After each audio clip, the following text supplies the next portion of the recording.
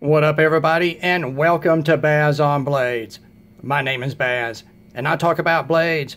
And today, guys, I'm going to do a short video, little update video here at Baz on Blades. Let you know some upcoming content. We're just going to shoot the shit a little bit, let you guys know what's been going on in the world of Baz on Blades. And really, that's the easiest part of the video because I've just been working. Work. And then I went for almost 2 weeks recently without a cell phone. I had some sort of cell phone issue. I still have no idea what that is, but apparently it's fixed. And, of course, that's my only internet access. So those of you that noticed that I was gone for a while, that's why. But we've just been working a lot of hours, closing out our busy season. You know, I work in a factory. We make architectural doors, and those are solid core, big solid core doors that you see in churches, hospitals, government buildings, schools, with all the electric locks and the push bar locks and all of that jazz. Those are the type of doors that we make. And you know, of course, the spring and summer is busy, and we're going into the winter, and things are going to back off. So I'm going to push a little bit here at Baz on Blades and get you guys some more content. I promise you that. Now, what we're going to do is we're just going to go over the last couple of weeks here at Baz on Blades. I'm going to pull some stuff out and show you some upcoming reviews, some things that I've picked up, talk about some things that we got into on those few and far between off days from work. And the first thing I'm going to do, we're going to go through, I pulled some wood out of work, some cut off pieces while I was working, and I wanted to show you guys that. First thing I've got here is a scale set of sapele. Now, I think that what sapele is it's basically a very premium mahogany. It has a more complex grain design, a little richer color. It's just considered a more premium mahogany. And what I've got here, guys, is these are about, I don't know, 6.5 or 7 inches long. They're 3/8 of an inch thick. Yeah, I'm going to have to cut this backer off, and then I'll flatten that out good. And this is in the raw saw cut condition, guys. These have not been touched with any abrasive at all. They're very raw surface texture. So imagine these taken up to a really refined surface finish. Now, I don't know about sapele, whether it's a good wood for stabilizing, but I would love to stabilize these. That way I can take it out to a really high satin finish or a buffed finish, whatever. It'll really pop, be really tough. Now, this is not book matched, guys. Of course, it's linear footage from one piece of wood, and I just got lucky that these 2 knots were basically, this piece of wood was like this, guys. Now I've got it, maybe they're like this. Let's see if that matches up. There was a little section in between about, I don't know, maybe about 1/2 inch that I cut out. But other than that, these are from linear footage of wood, but the 2 knots are so close to each other. And what I'm going to do with this is I need a cleaver for my kitchen cutlery. And you know what, the cleavers that I find on the production market, the higher end European stuff, it's all so expensive for a stainless steel cleaver. I just don't want to pay that, guys. And cleavers are a pretty basic profile and a very basic single bevel on each side, basically, grind. So I think I'm just going to make a cleaver. I'm going to get a piece of maybe 1095. I don't know if I'll go with 1095 because like 1075 would have a little bit better impact resistance, I think. Willing to deform rather than crack or chip than 1095. But we'll see. Plus on the 1075, I could probably pull a good ham on that blade, do some differential heat treat. But anyway, I think that's what I'm going to use these for, guys. So what do you think? An old school cleaver? I may, you know, once I heat treat it in the forge, I may just leave the scale, a lot of the scale on the flat of the cleaver and do the grinds on each side and leave those as ground and then just put an edge on it. So it'll be not basic looking, but a very traditional hand forged, even though it's not going to be a forged piece. It's still going to be stock removal. But that's what I'm going to use those for, guys. Let's see what else we've got here. Now I pulled a big piece that was broken that just happened to be some flame maple, and I got enough of this off. Now the only thing is it's a narrow cut, and I got a lot of light going here, guys. So I'm gonna try to get this. It is just super flamed, guys, and it's 1.25 inches wide. And probably, see, the whole thing is 1.59 inches. So it's not quite an inch thick. It's 3/4 of an inch thick, probably, guys. Let's get the ruler real quick.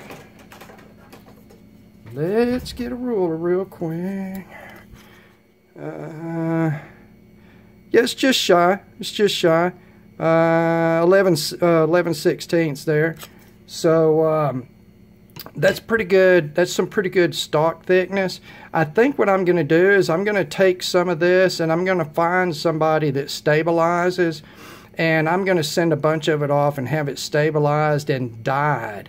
And I'm thinking like a real light sort of tiger's eye brown, just dark enough to make this grain pop and still give it some dynamics between the hard and the soft portion of the grain, how it's going to take the dye. And then I'm going to make some pocket dinguses with it. I'm going to make beads and pocket dinguses, and then I'll have those for sale here at Babs on Blades. Look at all that crap that came off that. All right, please forgive that stuff, guys. Wood is wood. All right, then the last thing I did is I got, we're doing some cutoffs, having to cut some stuff down to do some walnut doors. So I've got some walnut here, and it looks light here, guys. It's freshly sanded, and I've got all of this light going on it. It's just not the best place to look at the walnut. But I've got this, and I've already cut it off of the backer. So what I've got, and what they call a split piece, is about 3/8 of an inch thick. It's 159 wide, so I don't know what I'll do with that, guys. I'll do something. I've got boxes of wood that I've cut off, because when it comes time to cut something, if I have to cut something that's maple down, when I go get the pieces to cut down, I look for pieces that have like flame in them on the ends. So if I'm going to make these cuts, I can cut that flame off, and instead of throwing it away, I can keep it. That's great about that job. Now, what else do we have coming up here at Babs on Blades? Let's talk a little bit about some upcoming reviews we've got, because I just got a new fixed blade in. You guys know that I like fixed blades, and I review a fair amount of fixed blades. And what we got in is a product from Kaiser Knives, and that's the Kaiser, the Dirk Pinkerton designed Little River Bowie. And you know what, guys, as far as calling it a Bowie, it's a clip point blade, but you know what, that doesn't look like a Bowie knife to me, or what most people think about a Bowie knife, which is probably not what a Bowie knife originally looked like anyway, because from what I understand from historical weapons experts, a Bowie knife was actually modeled on a basic butcher knife design, so it wouldn't have been a crazy clip point cross guarded thing. I mean, I've never seen Jim Bowie's actual knife, but it just doesn't scream Bowie to me, is the point. It's like a sort of tactical utility clip point, and it is a solid, well made. It's about 4.5 inch blade length, guys. It is just such a great little design from Dirk Pinkerton. Man, I love a lot of his design work. It is so real. It is so real, guys. And you know what? It came with a pretty decent Kydex sheath. The sheath itself is done fairly well. There's one thing that a lot of people don't like about it, and it was sort of modeled on a traditional leather pouch type sheath with a long throat. And by long, I mean like this. It still leaves access to the choil area where you want to index to pull the knife. But in modern Kydex, you're used to having a push-off ramp, and this does have a push-off ramp, but it's back. You've got to sort of compress back to it. Now, you're still indexed. It's not quite perfect. I may take maybe 3/8 of an inch off of the length of this, and the way this this push-off is sort of molded in, almost like a sight rail for a pistol holster. That's going to carry on down. I won't really have to do any molding. I may touch it with a little heat and roll it out a little bit, but I think I will take about 3/8 of an inch off of that. I'll wait till after the review. But it's such a great little knife. It reminds me of the older, the first gen Benchmade Nimravis fixed blades that had G10 scales that were in, mine was in ATS 34, so that tells you about how long ago I had a Benchmade Nimravis. But that review is coming up, guys. Pretty excited about that. Let's see. Man, we still, speaking of clip points, we've still got to get this beastly clip point in. I got to get way back away from the camera to get this Tops Knives Prather designed war buoy. Guys, I love this knife. It is a non-cross guarded offset blade, meaning the center line of your blade is dropped down below the center line and the handle. That is a lot like kitchen knives made for chopping, and that allows you to get your hand, and your hand is below the level of the edge. I love that design in this very modern, contemporary, full-size fighting knife. You know, you could call it a combat knife, you could call it a survival knife, but this is a full-size fighter, guys. It's like a 7.5 inch blade, 1/4 inch stock, with a super high grind here, guys. It's pretty narrow behind the edge. Got a fantastic tip on it. Look at that tip, guys. It's like, it's a tip. Look at that. Look at how easily I am barely touching, guys. I'm just touching that tip, no pressure at all, and it's catching. Fantastic job sharpening this knife. Kudos all around on this to Tops Knives. What a fantastic knife, and I've got to get that reviewed. But I have no idea how I'm going to review it, because most of the reviews I've seen from like Gideon's Tactical, which I really enjoyed his review, but he took it out in the field and was doing woodcraft with it. And you know what, guys, when I picked this up, there is no thought that enters my head that has anything to do with chopping on wood. Okay? I would think about chopping on zombie heads before I would think about chopping on wood, and I'm not into zombies. So there, you know, I got to figure out how I'm going to review that. And speaking of clip points, Bazon Blades, what are you carrying today? Well, we've got the Recon 1 out, guys. This is a CTS XHP version of the Recon 1 clip point, guys. That thing came from the factory, razor sharp, razor sharp. The last 5 cold steel G10,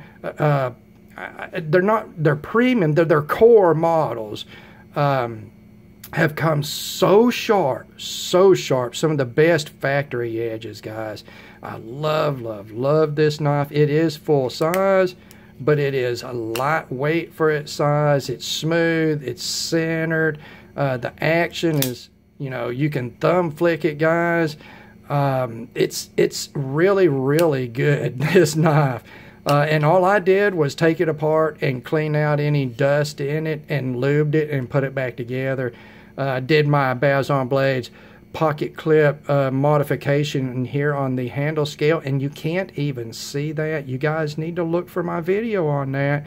That is a totally non-intrusive way to ease this stout pocket clip tension and this coarse G10 here, so you can take it in and out of your pocket a little easier. Freaking fantastic knife. That's what Bazon Blades is carrying today. And we're going to pull out one more clip point, guys, and that's the Bestech Fanga. I forgot to review this. Actually, I forgot to review it. Jeffrey Orthopedic sent me an email, and he's like, Bazon Blades, man, what's wrong with you? You're getting old, your memory going. You didn't review the Fanga. And then I forgot that he sent me an email telling me I forgot to review it. So yes, I'm getting old, guys. I'm nearly 50 years old, and I've lived at least 49 3/4 hard years in that 50 years. So there you go. The Bestech Fanga, be looking for that, guys. I like this knife a lot. It's so, look at that fit and finish, guys. Look at those scales and the liner juncture here, the way they are flush, guys. Flush. You see any nail catch there? That's no nail catch there, guys. They are flush, and the liners are finished beautifully, guys. This type of fit and finish is the reason that I don't get all the hype for Civivi knives, because their fit and finish is not at this level, guys. Bestech has just got that on these knives. Not to take anything away from Civivi knives. I love Civivi knives, guys. And speaking of Civivi knives, if you haven't noticed, they have started dropping photos of the Damascus version of the Wyvern folder. So if you love that Wyvern folder like I did, and I've got an original one, I love the dragon scales. I love the design of that knife. I wish I would have pulled it out for this video, but I didn't think about it. But they do have the Damascus, this new stainless Damascus that Civivi is doing. They got that version coming out. It's going to be black scales with black liners and hardware. Other than that, it's it's the same Wyvern, and I believe they said that is coming in November. So be looking for that, guys. The first bunch of them are going to sell really quick, and since the drop's in November, you may not get another drop before Christmas. So keep your eyes open on that. Now, the other day, my boy Dan came over, and we were doing a little shooting, guys, and Dan had bought a new 38 Special snub nose Colt, and I cannot remember the model number, but it's a little stainless snub nose, very finely made little pistol. It shoots really well. And he picked up some of the Federal HST 38 Special Plus P rounds, and I can't remember the weight of that round. I think it's a fairly light round, but I can't remember the grain weight of it.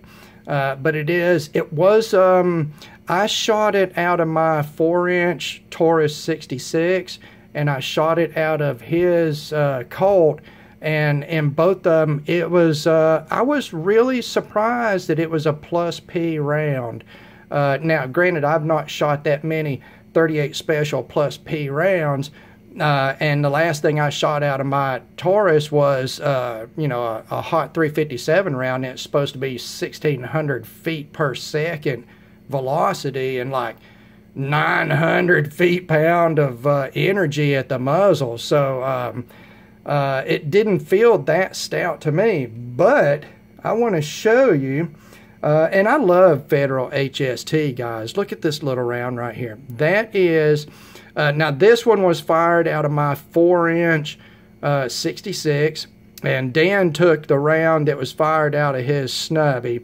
But the round out of the snubby was perfectly formed like Federal HST does. This may not be the super highest performing, ultimate, trendy, tight t-shirt, tactical round anymore, but I love HST, and I'm going to show you why, guys. That's 38 Special Plus P right there. Now that's shot into water. But I have missed targets and shot HST into the dirt, and it opens up just like that, just a little dirtier. So there's a 38 special. Let's set that down here, guys. And I've got another example here. This is in 9mm. And this 9mm round also shot into water. This, I think, was out of my old XDS in 9mm. If I'm not mistaken, it is 124 grain standard pressure 9mm. And I don't carry plus P ammo in my pistols. I just, you know, guys, I live in this agricultural rural area, East Tennessee. Short of domestic disputes around here, I don't ever see having to use my pistol against anybody. I don't carry plus P because I don't think I'm going to have to do any barrier defeating or shooting through car glass or doors. Or I mean, it could happen, guys. In which case I'll be like, oh, screw it. I brought the wrong ammo. I might as well just run. Okay? Because that's the way it is on the internet, right? If you don't have absolutely the correct ammo, it's totally worthless. You might as well just throw the gun at them. Don't even try to shoot if you don't have the right, the coolest, the newest, the tight t-shirt, tactical, crowd favorite ammo. You just might as well give up if you don't have it. You just might as well give up. It's time to die. But anyway, I still like the Federal HST. And last but not least, I'm going to bring in this round. I want you guys to look at that. This is, it's like sculpture. That is 230 grain standard pressure, 45 ACP. And this is just hands down the most beautiful fired round that there is available for pistols. I don't care if you like Federal HST. I don't care if you like Federal. I don't care if you like pistols.